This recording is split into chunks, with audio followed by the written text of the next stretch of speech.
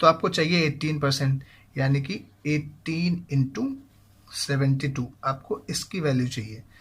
अब देखिए इसको मल्टीप्लाई करने से पहले एक बार ऑप्शंस पे नज़र डालिए। देखिए ऑप्शंस में आपको ये देखना है कि 8 इंटू 2 आपका यूनिट डिजिट क्या आएगा।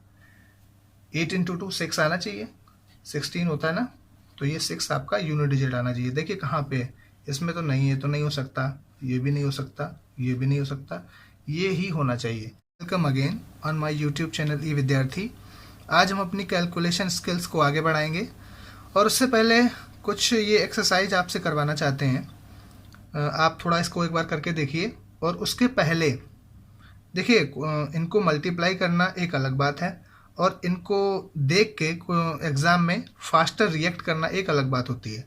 जैसे देखिए आप इनको मल्टीप्लाई करेंगे तो आप सोचिए ज़रा कि आपके यूनिट डिजिट पे क्या आएगा। सपोज़ करिए इसका मल्टीप्लिकेशन होके कोई 4 डिजिट्स आएंगे, ठीक है।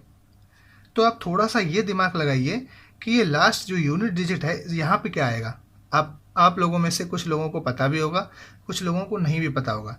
देखिए यूनिट डिजिट निकालने के लिए क्या करते हैं कि जिनका मल्टीप्लिकेशन दिया गया है उनके यूनिट डिजिट में जो भी है उनको आपस में मल्टीप्लाई करते हैं, यानी कि 64 में 4 और 32 में 2, तो 2 और 4 को मल्टीप्लाई करेंगे 8। तो ये तो तय है कि इसका जो भी आंसर आएगा उसके यूनिट प्लेस पे यानी यहाँ पे 8 ही होगा।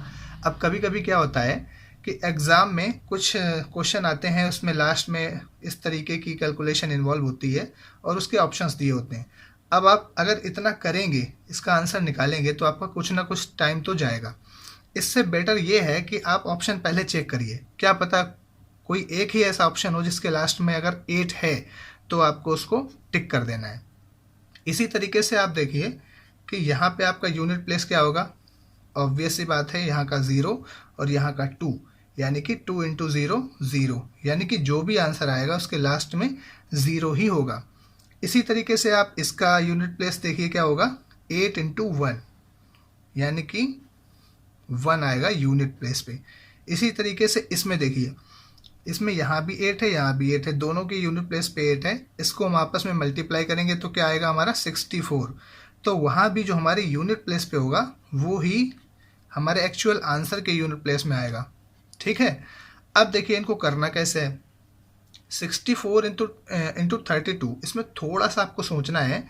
64 इंटू 32, 64 को आप इस तरीके से भी लिख सकते हैं 32 इंटू 2, ठीक है, इंटू 32 तो आपका पहले से ही है। अब देखिए इसका एक फ़ायदा ये है कि 32 इंटू 32 क्या होता है, 32 का स्क्वायर, ठीक है, और उसमें आपको 2 का एडिशनल मल्टीप्लिकेशन करना है। तो 32 का स्क्वायर आप लोग जानते भी होंगे, इसीलिए हमने आपसे पहले ही शुरू के वीडियो में कहा था कि आपको स्क्वायर्स ज़रूर मतलब सीखने ही सीखने हैं। तो 32 का स्क्वायर होता है 1024 इंटू 2। अब देखिए 1024 इंटू 2 कैसे करेंगे। आप इसको पहले तो 1000 मानिए, 1000 को अगर 2 में मल्टीप्लाई करेंगे तो पहले तो हमारा आएगा 2000, उसके बाद 24 इंटू 2 यानी 48, यानी हमारा एक्चुअल जो आंसर आएगा 2048। तो यहाँ पे हमारा 2048, ठीक है, ये एक्चुअल आंसर हुआ। अब देखिए दूसरा वाला क्या है, 112 इंटू 240। इसको हमने आपको कैसे बताया था। देखिए 112 का 2 में गुणा करना आसान है, ठीक है, तो 2 में करिए आप। 112 का जस्ट डबल करना है, तो 112 का ऐसे सोचिए आप 100 होते तो 200 हो जाते। अब 12 और हैं, 12 का डबल 24, यानी कि 224, ठीक है, तो 224 तो आपका ये आ गया। और चूंकि यहाँ पे ये 100 प्लेस पे था तो आपके 2 0 आपके और लगेंगे, ठीक है। अब आपको क्या करना है, 112 का 4 में गुणा करना है। तो 112 का डबल तो आपने किया था, अब डबल का भी डबल 4 गुना होता है, यानी 224 का डबल क्या होगा 448। तो अब 448 को हम इस तरीके से लिखेंगे, क्योंकि हमें एक ज़ीरो भी बढ़ाना है, क्योंकि यहाँ पे ये 10th प्लेस पे था, ठीक है। इस तरीके से लिखेंगे राइट से लेफ्ट की ओर, ठीक है। अब क्या करेंगे, ज़ीरो है तो ज़ीरो कुछ नहीं, इसको आपको सिंपली ऐड करना है, 08862, यानी इसका जो आंसर आएगा 26880, ठीक है। अब देखिए इसका भी आप कर लेना। वैसे इसका आंसर 7 6 सॉरी थोड़ा सा मिस्टेक कर गया था मैं, 8 × 1 8 आएगा यहाँ पे यूनिट प्लेस, ठीक है। इसको थोड़ा सा आप करेक्ट कर लेना। तो यहाँ पे आपका आंसर आएगा 76908। ऐसे इसका भी आप मल्टीप्लाई कर लेना। अब देखिए जो सबसे इम्पोर्टेंट चीज़ आप लोगों को बतानी है कि इस तरीके की कैलकुलेशन का हमारे एग्ज़ाम में क्या फ़ायदा है, इसको हम कहाँ पे यूज़ कर सकते हैं जो हमारे लिए बेनिफिशियल होगा, जो हमारे टाइम को सेव करेगा। उसके लिए हमने कुछ क्वेश्चंस लेके रखे हैं।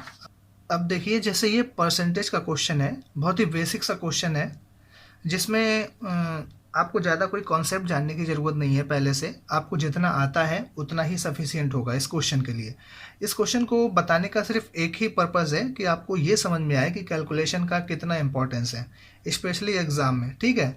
तो अब देखिए यहाँ पे क्वेश्चन बोल रहा है कि राम अपनी सैलरी का 28% भाई को देता है और 54% माँ को देता है, और जो उसके पास रिमेनिंग बचता है वो उसको खर्च कर देता है। अगर उसकी सैलरी 7200 रुपये हो तो उसने जो खर्च किया है वो अमाउंट में कितना था, वो राशि आपको बतानी है, ठीक है।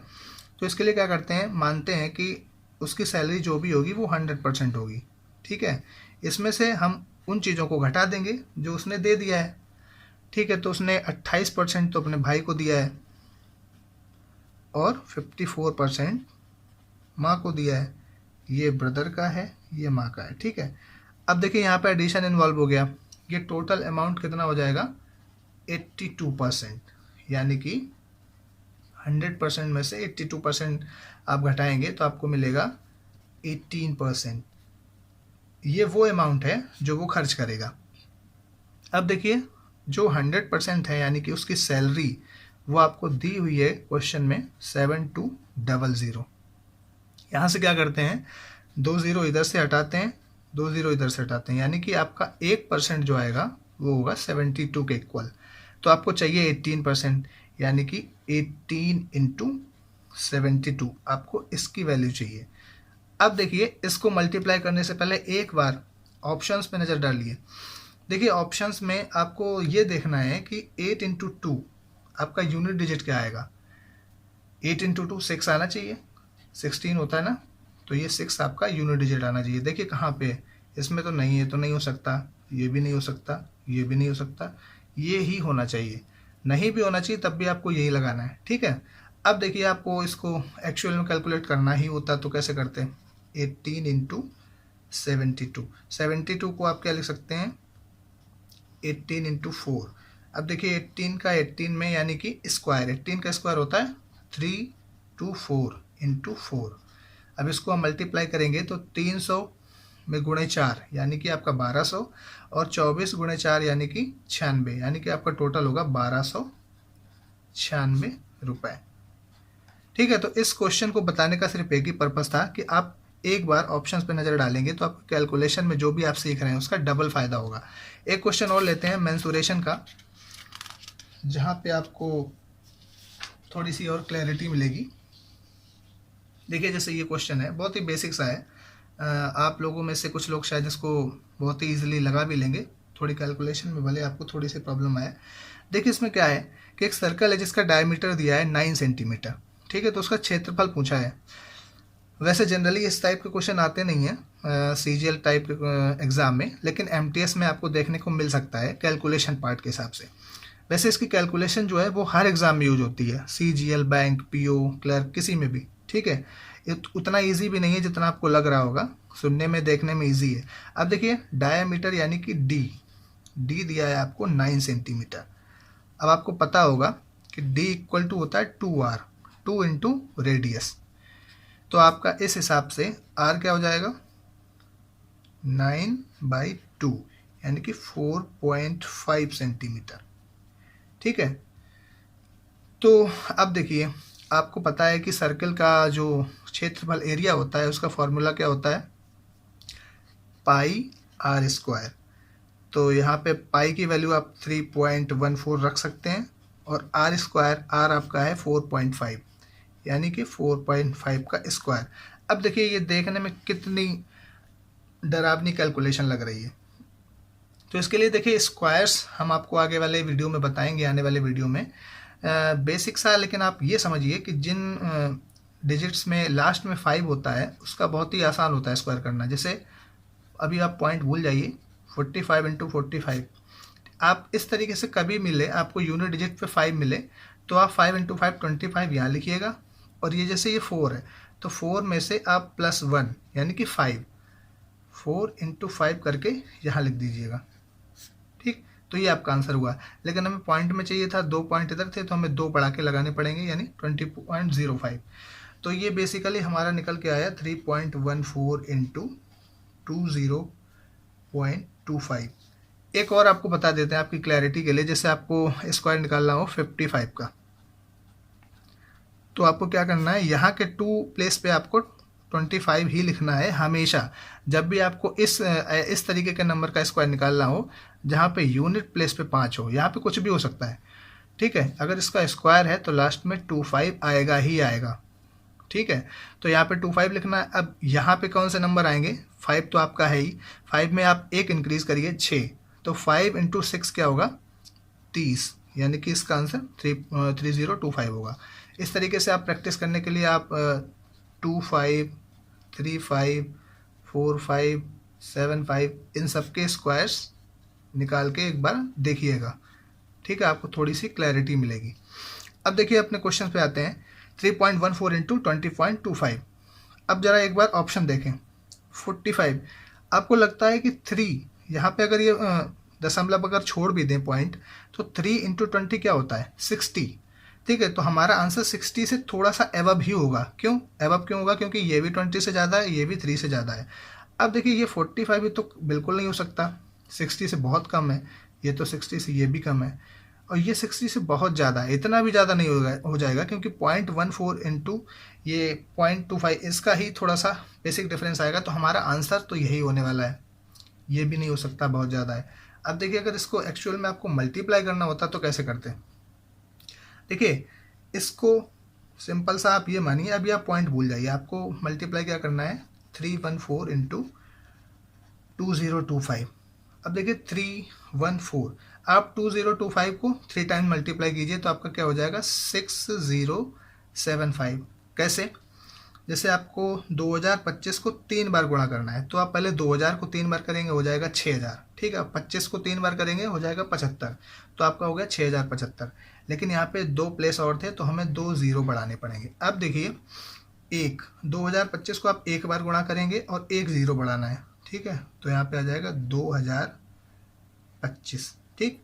अब 4 बार इसका मतलब 2025 को 4 में गुणा करना है, तो 2000 का पहले 4 में करेंगे, हो जाएगा 8000, 25 का 4 में करेंगे, हो जाएगा 100, यानी कि 8100, 8100। तो यहाँ पे आपका आंसर क्या आएगा, 0583536। तो अब देखिए आपके पॉइंट का मैटर आया, तो 2 पॉइंट यहाँ पे, 2 पॉइंट यहाँ पे, यानी 4 पॉइंट, 1 2 3 4, यानी कि यहाँ पे आएगा। देखिए आपका वही आंसर आ गया। तो ये क्वेश्चन बताने का मेरा सिर्फ इतना ही पर्पस था कि आप ये समझ सकें कि कैलकुलेशन का इम्पोर्टेंस कहाँ कहाँ है और किस तरीके से हम अपनी जो प्रॉब्लम सॉल्विंग स्किल है उसको अच्छा कर सकते हैं, ठीक है। तो इसी तरीके से और वीडियो देखने के लिए हमसे जुड़े रहिए। आपको आने वाले वीडियो में स्क्वायर्स और क्यूब्स और कुछ मल्टीप्लिकेशन है जो आप बहुत ही आसानी से कर सकते हैं, उनको भी बताएंगे। जैसे कि 97 इंटू 105, इसको बहुत ही आराम से 2 मिनट में निकालना हो, या 87 इंटू 95, 110 इंटू 105, इस तरीके से जो भी 100 के आसपास के नंबर हैं उनको ईजिली कैसे मल्टीप्लाई कर सकते हैं, वो आने वाले वीडियो में आपको बताएंगे। तब तक के लिए जुड़े रहिए। अगर आपको वीडियो अच्छा लगा तो लाइक करिए, कमेंट करिए, और अगर आपको कुछ और चाहिए हमसे, या आपको लगता है कि कुछ और बेटर हम कर सकते हैं आपके लिए, तो आप बिल्कुल कमेंट सेक्शन में आप हमको बता सकते हैं। Thank you, keep watching.